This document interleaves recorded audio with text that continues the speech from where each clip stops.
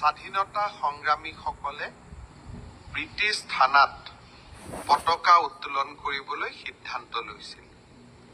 সেই দিনাখন তেতিয়াৰ অবিভক্ত দৰং জিলাৰ গহপুৰ আৰু ঢেকিয়াজুলিত স্বাধীনতা সেনানীসকলে তিৰংগ পতাকা উত্তোলন কৰিবলৈ আগবাঢ়ি গৈছিল।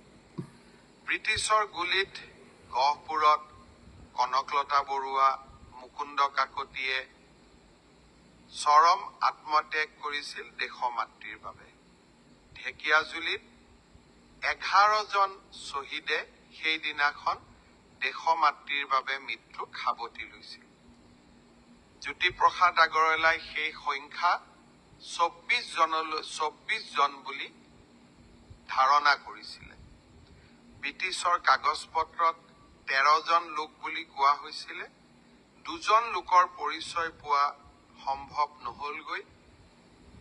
আজি আমি ঢেকিয়াজুলিত সেই 1942 চনৰ 20 ছেপ্টেম্বৰত মৃত্যুবৰণ কৰা শ্বহীদ হোৱা 11 গৰাকী শ্বহীদৰ প্ৰতিমূৰ্তি উদ্বোধন কৰিলো।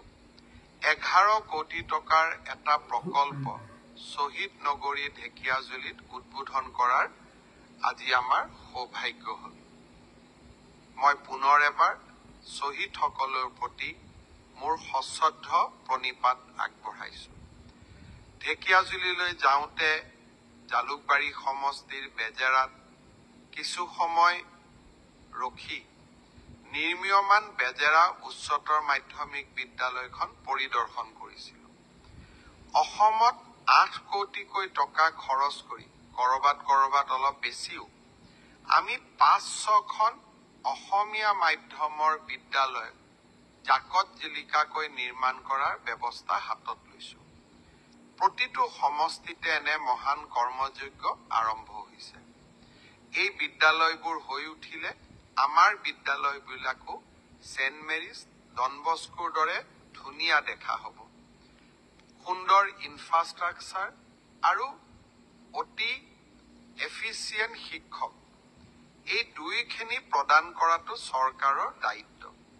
কিন্তু শিক্ষানুষ্ঠানত শৰীৰ থাকিলে নহ'ব, তাত আত্মাও থাকিব লাগিব। শিক্ষক, ছাত্ৰ-ছাত্ৰী আৰু অভিভাৱক এই ত্ৰিবেণী সংগ্ৰমে বিদ্যালয়বিলাকক একোটা পবিত্ৰ আত্মাৰ অধিকাৰী কৰি গঢ়ি তোলে।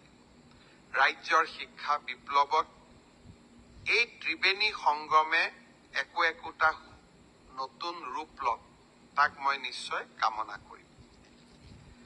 আজি এডিআৰই আছাম ডাইৰেক্ট ৰিক্ৰুটমেণ্ট এক্সামিনেশ্যনৰ ওপৰত মই কেইটামান নতুন তথ্য আপোনালোকক দিব বিচাৰিছো।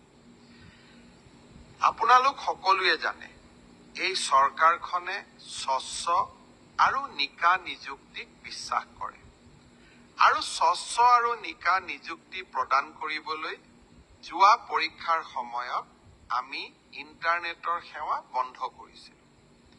কংগ্ৰেছ দলে যথাৰীতি মোক সমালোচনা কৰিলে, কিন্তু আজি ঝাৰখণ্ডত কংগ্ৰেছ দলৰ চৰকাৰে তাতে আজি হোৱা এনেকুৱা ধৰণৰ ৰিক্ৰুটমেণ্ট পৰীক্ষাত ইণ্টাৰনেট বন্ধ কৰিবলৈ সিদ্ধান্ত লয়।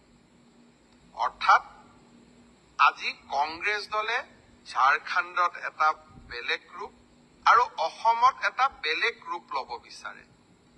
দৰাচলতে আমাৰ যিমানেই অসুবিধা নহওক কিয়, নৱ প্ৰজন্মক এটা স্বচ্ছ পৰীক্ষা দিয়াটো আমাৰ সকলোৰে দায়িত্ব।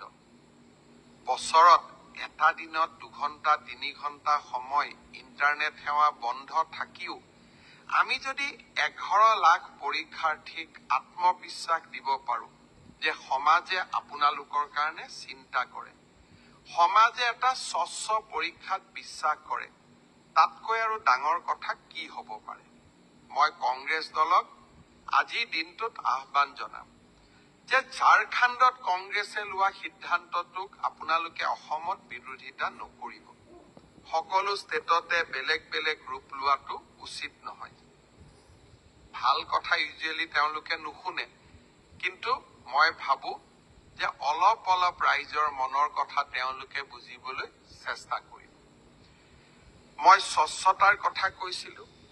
আজি মই স্বচ্ছতাক আৰু এখোপ আগুৱাই লৈ যাব খুজিছো। তৃতীয় বৰ্গৰ এডিআৰই পৰীক্ষা সমাপ্ত হ'ল। এতিয়া মই এটা নতুন কথা ক'ব খুজিছো। ২৭ তাৰিখে সেৱাক আপোনালোকে আবেদন কৰিব পাৰিব মাত্ৰ 50 টকা দি। যে আপোনালোকে যিখন OMR চিট লিখিছিলে, সেই OMR চিটৰ এটা ফটোকপি আপোনালোকক লাগে বুলি।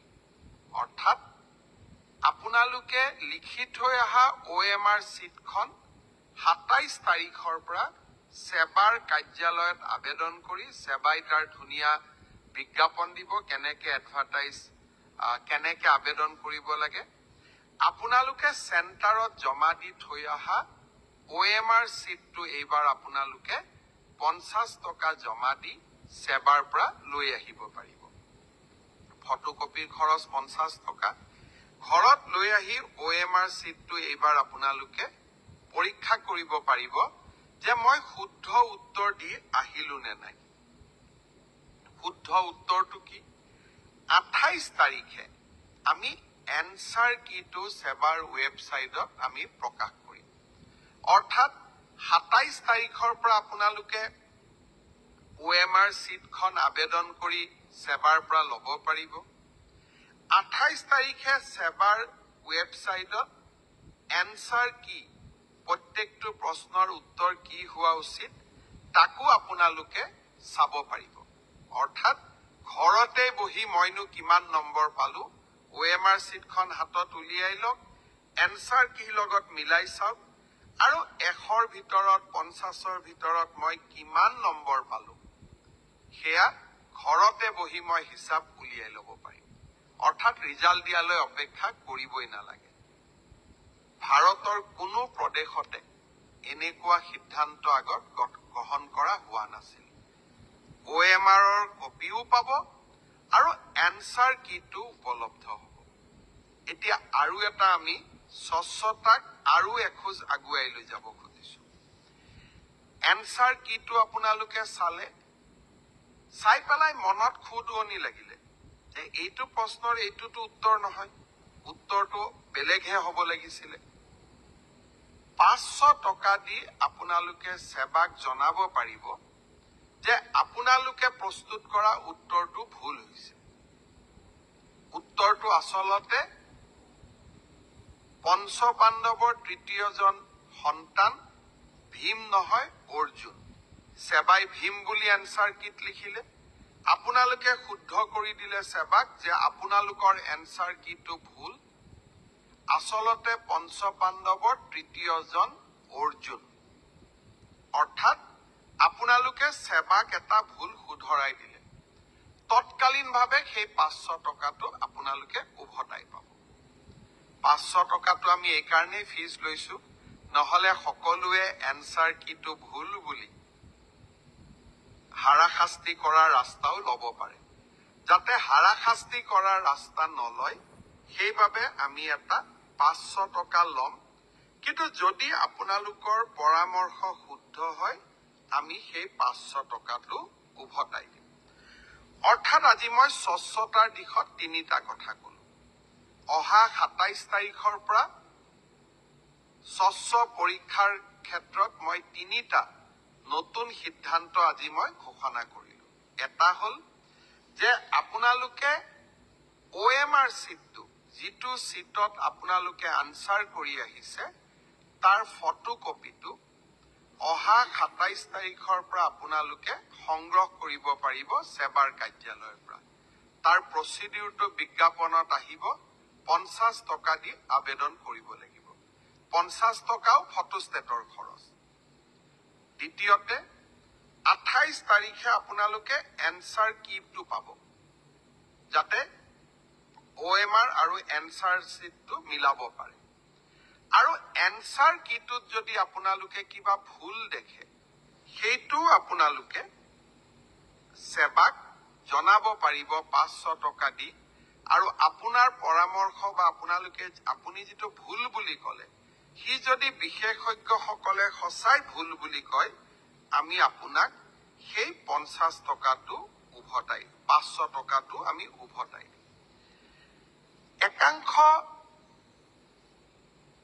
পৰীক্ষাৰ্থীয়ে আমাক প্ৰশ্ন কৰিছিল যে OMR চিটত ফটোটো কিয় দিছে মই চালো অন্ধ্ৰপ্ৰদেশ মহাৰাষ্ট্ৰ আজিকালি সকলো ৰাজ্যৰ পৰীক্ষাত OMR চিটৰ লগত ফটোটো দিয়ে যাতে এজন পৰীক্ষাৰ্থীৰ নামত আন এজন পৰীক্ষাৰ্থীয়ে পৰীক্ষাত অৱতীৰ্ণ হ'ব নোৱাৰে আজি মই সেৱাৰ বিষয়াসকলৰ লগত কথা পাতিছিলো তৃতীয় শ্ৰেণীৰ OMR চিট ইতিমধ্যে বনোৱা হৈ গ'ল ড্ৰাইভাৰ বা দ্বিতীয় শ্ৰেণীৰ আন পোষ্টৰ কাৰণে আপোনালোকৰ মনোভাৱক কাৰণ বহুতে কৈছিল যে আমাৰ আইডেন্টিটিটো ৰিভিল হ'ব পাৰে আপোনালোকে কোৱা কথাটো নিশ্চয় কিছু মেৰিট আছে সেই ভৱিষ্যতৰ ৰিক্ৰুটমেন্ট পৰীক্ষাত ADRE পৰীক্ষাত OMR চিটত ভৱিষ্যতে ফটো লগোৱা OMR চিট ব্যৱহাৰ নকৰিবলৈ মই সেৱাক পৰামৰ্শ দিছো তেওঁলোকে মোক কৈছে যে স্যাৰ 29 তাৰিখৰ পৰীক্ষাত এয়া সম্ভৱ নহব কিন্তু নৱেম্বৰৰ পৰা যি অক্টোবৰত যি আমাৰ পৰীক্ষা হ'ব তাত আমি OMR চিটত ফটো নাৰাখো অৰ্থাৎ এইখন চৰকাৰক কোনোবাই ইতিবাচক সমালোচনা কৰিলে ইতিবাচক পৰামৰ্শ দিলে তাক গ্ৰহণ কৰাৰ সততা আৰু সাহস আমাৰ আছে কাৰণ মই সদায় বিশ্বাস কৰো মুখ্যমন্ত্ৰী বা চৰকাৰ ৰাইজৰ ওপৰত নহয় মুখ্যমন্ত্ৰী বা চৰকাৰ ৰাইজৰ তলত শ্ৰদ্ধাৰ ৰাইজ ফিক্সিংক লৈও কেইটামান সমস্যা বিশেষকৈ নলবাৰীত এটা সমস্যা দেখা গৈছে আমি এইকেইদিন নেশ্যনেল ওমেন কমিশ্যন আৰু বিভিন্ন কেন্দ্ৰীয় চৰকাৰৰ পৰীক্ষাত ফ্ৰিস্কিং কেনেকে কৰে তাৰ বিষয়েও আমি আলাপ আলোচনা কৰিছিলো সকলোৱে এটাই উত্তৰ দিছে যে যদি সেম জেন্ডাৰৰ মানুহে সেম জেন্ডাৰক ফ্ৰিস্কিং কৰে তেতিয়া তাত কোনো বাধা থাকিব নোৱাৰে অৰ্থাৎ মহিলাই যদি মহিলাক ফ্ৰিস্কিং কৰে পুৰুষে যদি পুৰুষক ফ্ৰিস্কিং কৰে তাত আপত্তিৰ কোনো থল নাথাকে আজি আমি ষ্টেট ওমেন কমিশ্যন মহিলা আয়োগ আৰু বিভিন্ন পৰীক্ষাত গ্ৰহণ কৰা ব্যৱস্থাৱলী সম্পৰ্কে আজি আমি পৰ্যালোচনা কৰিলো পৰ্যালোচনাৰ অন্তত আমি এইটো সিদ্ধান্তত উপনীত হলো যে মহিলাই মহিলাক ফ্ৰিস্কিং কৰাত কোনো বাধা থাকিব নোৱাৰে পুৰুষে মহিলাক ফ্ৰিস্কিং কৰিব নোৱাৰে কিন্তু মহিলাই মহিলাক ফ্ৰিস্কিং কৰিব পাৰে আজি বিভিন্ন জনৰ লগত পৰামৰ্শ কৰি আমি এই বিষয়ে খবৰ ললো বিমান সেৱাত যেনেকে আপোনালোকে ফ্লাইটত গৈছে যে মই আপোনাক ফ্ৰিস্কিং কৰিম চাম আপোনাৰ শৰীৰটো আপোনাৰ আপত্তি আছে আপুনি ফ্লাইটত নুঠিব পাৰে কিন্তু বিনা ফ্ৰিস্কিং আপুনি ফ্লাইটত উঠিব নোৱাৰে ঠিক সেই ধৰণে আমি পৰীক্ষা হলৰ বাহিৰত আপোনাক সেম জেন্ডাৰৰ মানুহৰ হতুৱাই আপোনাক পৰীক্ষা আমি কৰিব লাগিব পৰীক্ষা কৰোতে আমি আপোনাৰ সন্মতি লম আপোনাৰ আমি সম্পূৰ্ণ আপোনাৰ প্ৰতি সৌজন্যতা আমি প্ৰকাশ কৰিম এইবাৰ অতিৰিক্তভাৱে মহিলাক ফ্ৰিস্কিং কৰাৰ সময়ত ছোৱালী পৰীক্ষাৰ্থীক ফ্ৰিস্কিং কৰাৰ সময়ত বা তালাচী চলোৱাৰ সময়ত সেই পৰীক্ষা কেন্দ্ৰত অতিৰিক্তকৈ আশা কৰ্মী বা অংগনবাদী কৰ্মী উপস্থিত থাকিব যাতে তেওঁলোকে যাতে গোটেই ব্যৱস্থাটো সৌজন্যতাৰ মাজত হৈছে সেই বিষয়ে তেওঁলোকে যাতে প্ৰমাণিত কৰিব পাৰে মই ভাবো ই আন এক বিতৰ্কৰো ওৰ পেলাব অহা 29 তাৰিখে তৃতীয় বৰ্গৰ আৰু দুটা পৰীক্ষা দুই বেলা অনুষ্ঠিত হ'ব যোৱাবাৰ হৈ যোৱা পৰীক্ষাৰ দৰে এইবাৰো পৰীক্ষা যাতে নিকা হয় তাৰ বাবে আমি প্ৰচেষ্টা চলাম এষাৰ কথা ক'ব খোজো অসমত এছাম সংবাদ মাধ্যম আছে, তেওঁলোকে পৰীক্ষাটোত ক'ত ভুল আছে তাক উলিয়াবৰ কাৰণে এক প্ৰকাৰ গৱেষণা আৰম্ভ কৰে। সিদিনাখনো কুৱেশ্যন পেপাৰখন লিক হৈ গ'ল বুলি অযথা হুলস্থুল আৰম্ভ কৰিলে। 11 লাখ ল'ৰা ছোৱালীয়ে পৰীক্ষা দিছে, বহুত চিৰিয়াছ ল'ৰা ছোৱালীয়ে পৰীক্ষা দিছে। কোনোবাই যদি সঁচাকৈয়ে কুৱেশ্যন পেপাৰখন লিক হোৱা বুলি আত্মহত্যা কৰিলেহেঁতেন নিশা, সংবাদ মাধ্যমটোৱে দায়িত্ব ল'লেহেঁতেন জানো? অসমৰ একাংশ সংবাদ মাধ্যমৰ লগত কিবা কাৰণত মোৰ আইডিঅলজি নিমিলে, আৰু তেওঁলোকৰ লগত ৰাজনীতি আৰম্ভ কৰাৰ দিনাখনৰ পৰাই মই যুঁজ দি আছো। সেইকাৰণে কেতিয়াবা মোৰ ল'ৰাকো আক্ৰমণ কৰে, মোৰ ছোৱালীকো আক্ৰমণ কৰে, মোৰ পৰিয়ালকো আক্ৰমণ কৰে, মোকো আক্ৰমণ কৰে। মই এই আক্ৰমণবিলাক আশীৰ্বাদ হিচাপে লওঁ, কাৰণ প্ৰত্যেকটো কথাত আমি এটা দায়বদ্ধতা মনত ৰাখিব লাগিব যে অসমৰ নতুন প্ৰজন্মৰ প্ৰতি আমাৰ দায়বদ্ধতা। কুৱেশ্যন পেপাৰ লিক হৈছে, আপুনি যাওক, অনুসন্ধান কৰক, বিষয়টো কি বুজি চাওক। একো নকৰাকৈ ব্ৰেকিং নিউজ। যদি মই আকৌ কৈছো, ৰাতিয়ে যদি কেইবাজনো ব্যক্তিয়ে যদি আত্মহত্যা কৰি পেলালেহেঁতেন, কেইবাজনো ছাত্ৰ ছাত্ৰীয়ে আত্মহত্যা কৰিলেহেঁতেন, লাষ্টততো কথাটো অসত্য বুলিয়েই প্ৰমাণ হ'ল, সত্যতাটো তাত নাথাকিল।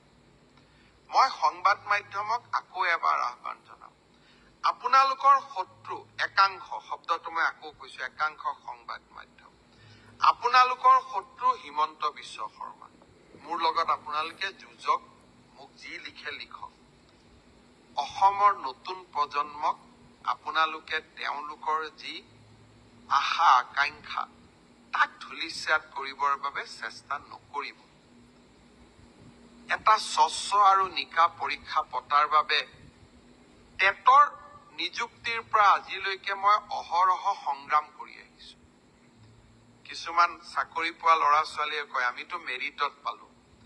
এই মেৰিটত চাকৰি দিবৰ কাৰণে টেটৰ পৰীক্ষাৰ সময়ত সেই সময়ৰ মুখ্যমন্ত্ৰীৰ সৈতে মই যুঁজিবলগীয়া হৈছিলে, দিল্লীৰ পৰা মাদানী পৰিয়ালৰ সৈতে যুঁজিবলগীয়া হৈছিলে, আৰু সিদিনা এডিআৰই পৰীক্ষাটো স্বচ্ছ কৰিবলৈ একাংশ লোকৰ সৈতে মই যুঁজিবলগীয়া হৈছে।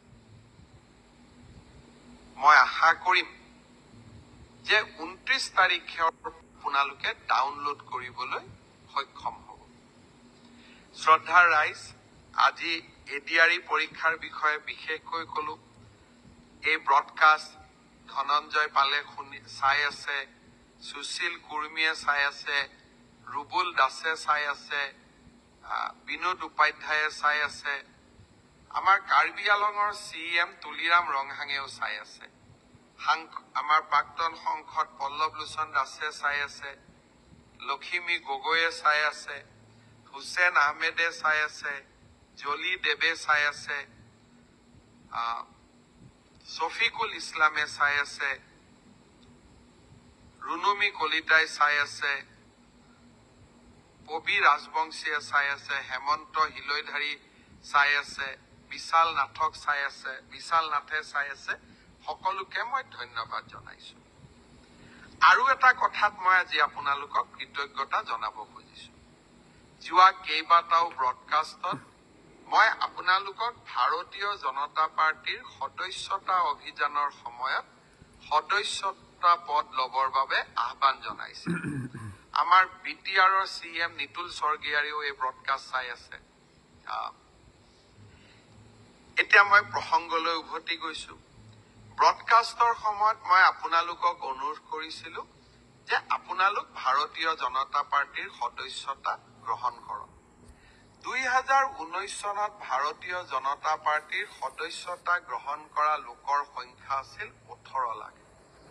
আজি দিনটোত সদস্যতা অভিযানে 35 লাখৰ সংখ্যা পাৰ কৰিলে।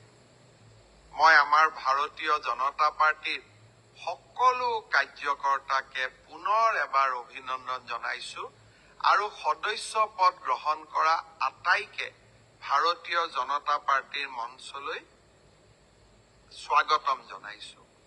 এই সদস্যতা অভিযান 25 তাৰিখলৈ চলি থাকিব।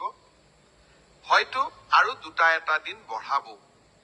মই আশা কৰো যে আমাৰ এই সদস্যতা অভিযানৰ সময়ছোৱাত এতিয়ালৈকে যিসকলে ভাৰতীয় জনতা পাৰ্টীৰ সদস্যতা গ্ৰহণ কৰা নাই, তেওঁলোকেও যাতে আমাৰ দলটোৰ সদস্যতা গ্ৰহণ কৰে। এখন শক্তিশালী ভাৰত আৰু এখন বিকশিত অসম আমাৰ লক্ষ্য। এই লক্ষ্য সফল কৰাৰ বাবে মই আপোনালোকৰ ওচৰত পুনৰ এবাৰ অত্যন্ত বিনম্ৰতাৰে ভাৰতীয় জনতা পাৰ্টীৰ সদস্য পদ গ্ৰহণ কৰিবলৈ আহ্বান জনাম।